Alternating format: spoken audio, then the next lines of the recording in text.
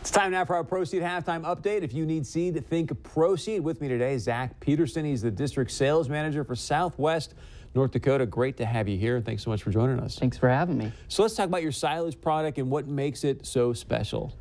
Well, we have three silage varieties. Our main two varieties are STS 104 and our STS 105. We also have, new this year, will be a 90-day silage variety.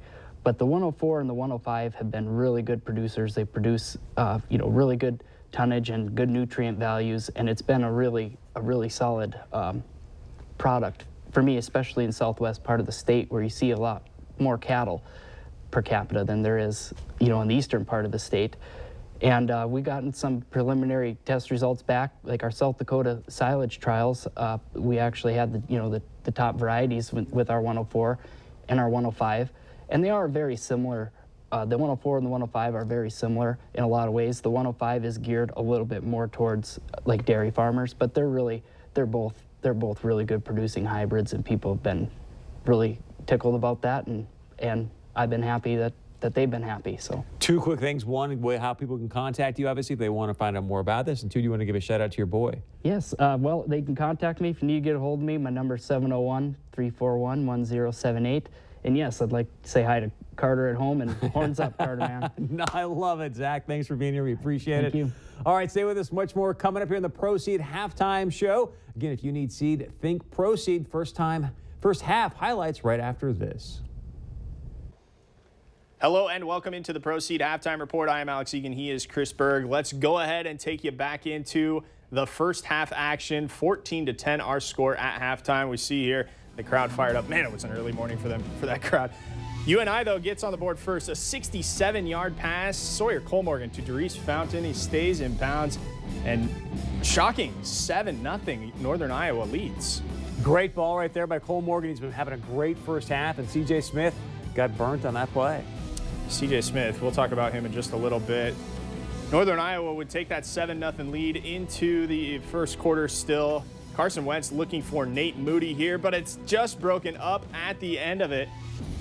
So they would settle for a field goal. Cam Peterson, the freshman, 5 for 5 on the season with this 43-yard try, and that gets the Bison on the board at 7-3. Later in the first quarter at 4:17, Aaron Bailey's the running quarterback. No, Sawyer Colmorgan's the running quarterback for Northern Iowa. 39-yard scamper. What is going on here, Chris? He's just shocking him. Everyone thought Aaron Bailey had the feet. Colmorgan's obviously throwing the ball well, but also picking the right time to run and picking up some huge first down. We've yet to see Aaron Bailey, and here C.J. Smith, a little bit of redemption, comes up with the big pick inside the 5-yard line. And unfortunately for NDSU, they don't get any points off of that. They still have yet to score points off of a turnover yet this season. So it baffles me how they feel like they can continue to go. They're going to have to start to convert on some of these turnovers. Let's get you into the second quarter now.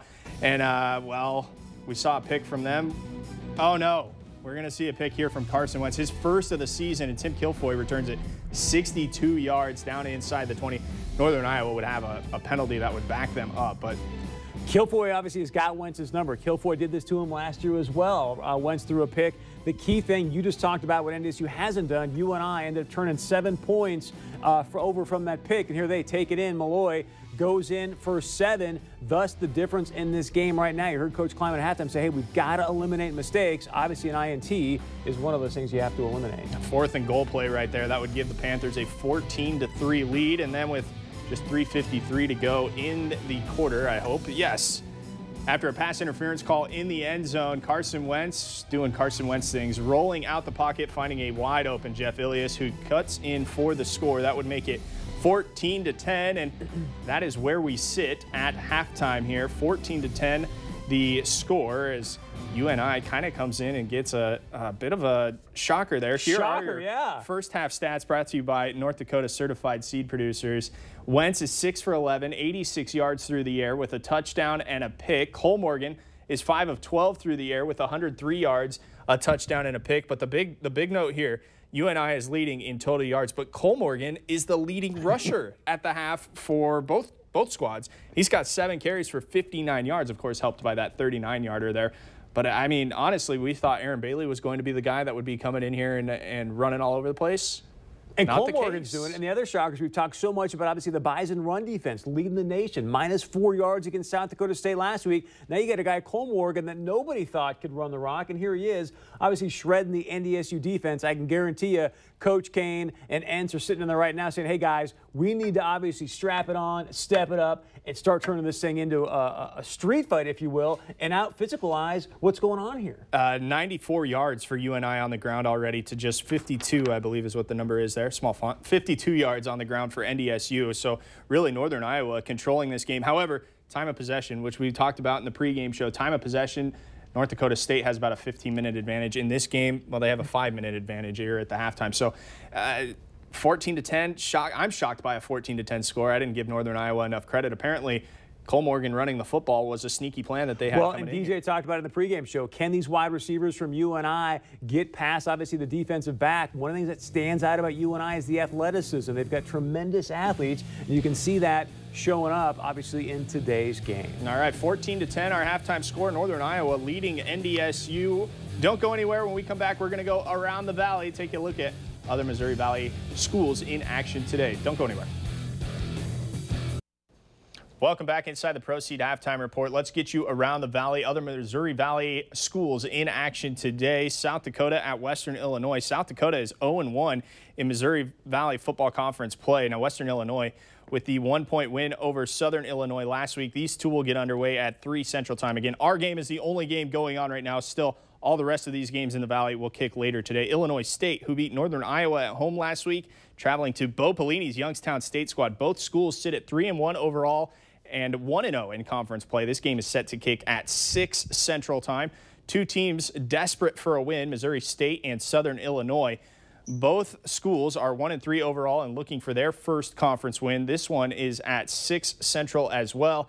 And South Dakota State hosting Indiana State. The Jacks hoping to bounce back from the loss against NDSU last week. Indiana State with a big 56-28 win a week ago over Missouri State. These two will kick off at 6 as well. And our score here, 14-10, Northern Iowa over North Dakota State.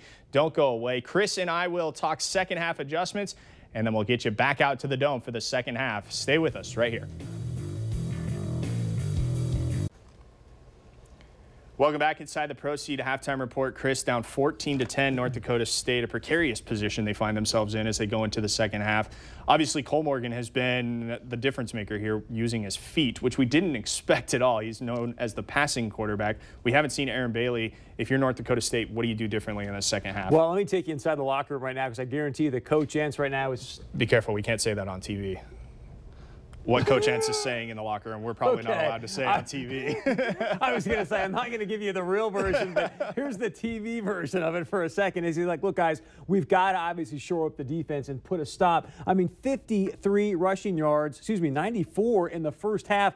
That's unheard of, obviously, to get this NDSU defense. But then I think even more importantly, Coach Riley, the offensive line coach right now, is grabbing his guys, huddling them together and saying, look, you guys are being outmanned right now. This is not the Rams style that we play, because we know the offensive line is called the Rams. It's time for us to get out there and get Ram tough, as DJ would say, and start punching these guys in the mouth and taking it to them and open up some holes for King Frazier and obviously giving Wentz some time to throw the ball downfield. I don't think it's panic mode yet. You're only down 4 at half in a game that really you could be down 2 scores, really. But that's Northern my point. Iowa, these guys are getting outplayed. But yeah, you are correct on that. North Dakota State is getting outplayed, and they certainly don't look like the #2 team in the country right now. And credit Northern Iowa. They came in here, they shut this crowd up with that big pass play on their first drive, and they've done their part in order to keep NDSU and this crowd, take the momentum out of it and take the energy out of that crowd.